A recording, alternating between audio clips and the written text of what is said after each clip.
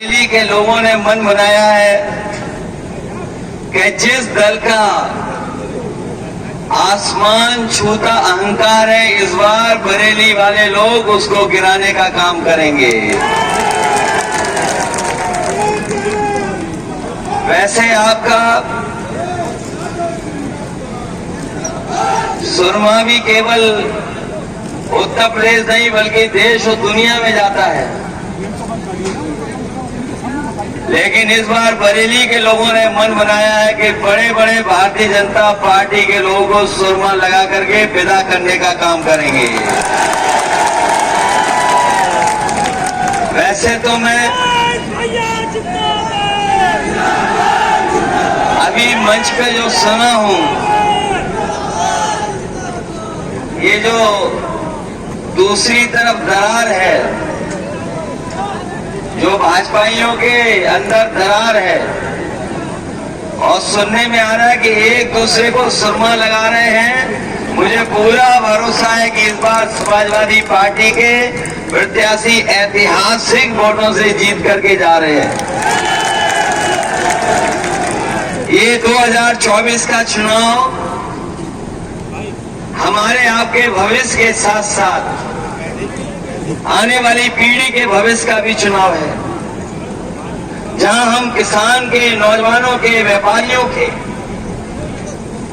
और आम लोगों के सवाल पर आपसे बातचीत कर रहे हैं। वहीं ये चुनाव संविधान बचाने का भी है। हमारा संविधान बचेगा तो लोकतंत्र बचेगा। कभी इस धरती पर समुद्र मंथन हुआ था, ये 2024 का चुनाव लोकतंत्र का, संविधान का मंथन का चुनाव है। बरेली की जीत को जानते हैं। वैसे लखनऊ वाले तो बहुत बार आए होंगे आसपास, लखनऊ वाले तो बहुत आए होंगे आसपास, लेकिन सुना है दिल्ली वाले आए, उन्हें पहले ही जानकारी हो गई, केवल 1 किलोमीटर में घूम करके चले गए।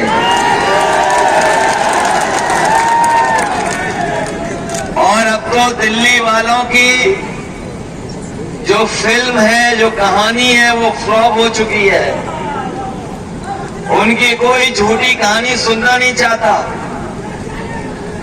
और उनके घिसे पिटे जो डायलॉग हैं अब भी जनता में चल नहीं पा रहे हैं।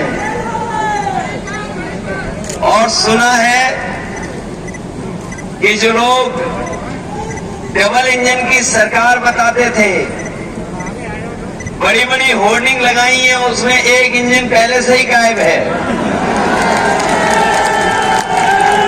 ये जो बड़ी बड़ी होर्डिंग लगी होंगी, ये कैसी डबल इंजन की सरकार है जिसका एक इंजन पहले से ही गायब है, और जिसके लिए वोट मांगने आए हैं या वो आ रहे हैं, बताओ उनकी होर्डिंग पे कहीं तस्वीर दिखाई दे रही है आपको? जिनके लिए वोट मांगने आ रहे हैं तो बताओ कहीं होर्डिंग पे है वो क्या? तो सोचिए वो पहले से ही गायब हैं, और जब बरेली वाले वोट डालेंगे, जो एक हैं वो भी गायब हो जाएंगे। इसलिए हम आपसे निवेदन करने आए हैं। पड़ रही है, खाद से लेकर के हर जरूरत चीज को महंगा कर दिया। क्या जो सरकार पैसा दिलवा पा रही है, और हमारे किसान से अभी तक गेहूं नहीं खरीदा गया, बाजार में चला गया, अभी भी सरकार के पास कोई इंतजाम नहीं, कोई मंडी बनाने का इंतजाम नहीं, तो कैसे किसानों को रेट मिलेगा? इसलिए हम लोगों ने कहा कि चाहे मंडी खुलवानी पड़े, चाहे संसाधन जुटाने पड़े, चाहे बजट का पैसा का इंतजाम करना पड़े, जहां एमएसपी का कानूनी अधिकार दिलाएंगे, वहीं अपने किसानों का कर्ज माफ कराने का काम भी इंडिया गठबंधन और समाजवादी पार्टी करेगी। और इसलिए क्योंकि इन्होंने बड़े बड़े उद्योगपतियों के कर्ज माफ किए हैं, लोग जानकारी रखते होंगे, वो जानते होंगे कि 16 लाख करोड़ के लगभग इन्होंने किसानों का लाखों रुपए का कर्ज नहीं माफ किया है। अगर 16 लाख करोड़ बड़े बड़े उद्योगपतियों का माफ हुआ है, तो आने वाले समय में आप जिताइए समाजवादी पार्टी को, हम लोग किसानों का भी कर्ज माफ कराने का काम करेंगे। ये लोग जो कह रहे हैं कि विकसित भारत बन जाएगा, खुशहाल भारत बन जाएगा, हम उन बीजेपी के लोगों से कहना चाहते हैं, जिस दिन हमारा किसान और गरीब खुशहाल हो जाएगा, जिस दिन हमारा किसान संपन्न हो जाएगा, उसी दिन हमारा भारत भी विकसित हो जाएगा। बिना किसानों के, गरीबों के विकसित किए हुए हमारा देश कहीं विकसित नहीं हो पाएगा। वो भी अंधकार में डाल रहे हैं। हम कहना चाहते हैं नौजवानों से, केवल इन्होंने परीक्षाएं पेपर लीक नहीं किए हैं, बल्कि अग्निवीर जैसी आधी अधूरी नौकरी लेके आए हैं। ये अग्निवीर हम लोग कभी स्वीकार नहीं कर सकते, क्योंकि 4 साल की नौकरी से हमारे देश की सीमाओं की रक्षा नहीं हो सकती। इसलिए अपने नौजवानों से और अपने फौजी भाइयों से कह के जा रहे हैं, इधर आप वोट डालेंगे, उधर सरकार बनेगी और फिर अग्निवीर पर जो व्यवस्था है उसको भी खत्म करने का काम करेंगे। ये तो 4 साल की नौकरी है। ये हमारे खाकी वर्दी पहनने वाले कभी कभी गुस्सा दिखाते हैं, कभी कभी ये लोग भी गुस्सा दिखाते हैं हम लोगों पर। मैंने कहा बीजेपी सरकार अगर आ गई तो अभी तो फौज की हुई है 4 साल की नौकरी, इनकी 3 साल की नौकरी हो जाएगी।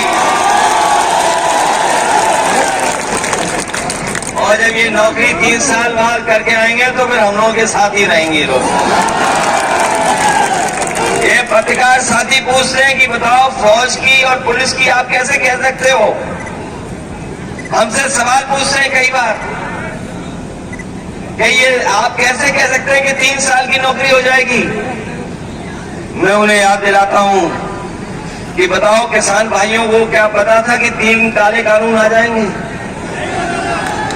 क्या किसान भाइयों को पता था? क्या हमारे फौजी भाई जो रिटायर्ड दिखाई दे रहे हैं, क्या इन्हें पता था कि अग्निवीर व्यवस्था आ जाएगी? और आप बरेली वाले बताओ, क्या आपको पता था कि आधी रात नोटबंदी हो जाएगी? क्या पता था आपको कि आधी रात नोटबंदी हो जाएगी? और यहाँ व्यापारी साथी भी आए होंगे जो जीएसटी देते होंगे, और ये भरोसा दिलाया गया था कि जीएसटी लागू होने के बाद व्यापार आसान हो जाएगा, कारोबार आसान हो जाएगा, सहूलियत मिलेगी। बताओ जीएसटी ने हमारे व्यापारियों को उलझा दिया कि नहीं उलझा दिया? इसलिए हम कहना चाहते हैं, ये भारतीय जनता पार्टी के लोग हैं, अचानक उठते हैं और पता नहीं क्या फैसला ले लेते हैं। इसलिए सावधान रहना। ये खाकी वर्दी वाले भी आपकी मदद करने जा रहे हैं। ये अलग बात है कि जब 100 नंबर चलाया था तो ठीक चल रही थी पुलिस। जब 100 नंबर चलाया था उस समय एकदम ठीक चल रही थी पुलिस, लेकिन जब से बीजेपी ने 100 को 112 किया, इन्हें भी लगा कि जब सरकार ने नंबर बढ़ा दिया तो हमें भी अपना रेट बढ़ा लेना चाहिए।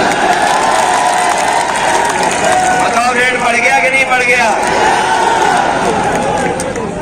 रेट बढ़ा है कि नहीं बढ़ा है? और आप गिन लेना, हिसाब किताब लगा लेना, देश के जितने भी भ्रष्टाचारी हैं और जितने अपराधी हैं, भारतीय जनता पार्टी ने सबको अपनी गोदाम में रख लिया है। बताओ अपनी गोदाम में रख लिया कि नहीं रख लिया? और जब से इनकी इलेक्टोरल बॉन्ड की जो इलेक्टोरल बॉन्ड का खुलासा हुआ है, जब से बीजेपी की पोल खुल गई इलेक्टोरल बॉन्ड वाली, तब से बीजेपी का पेंट बच गया कि नहीं बच गया।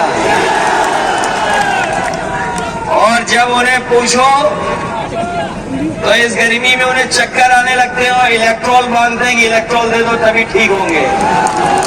नीचे कर बेटा, नीचे कर। ये इलेक्ट्रॉल बोर्ड ने नीचे करो, नीचे कर। ये महंगाई बढ़ाई है।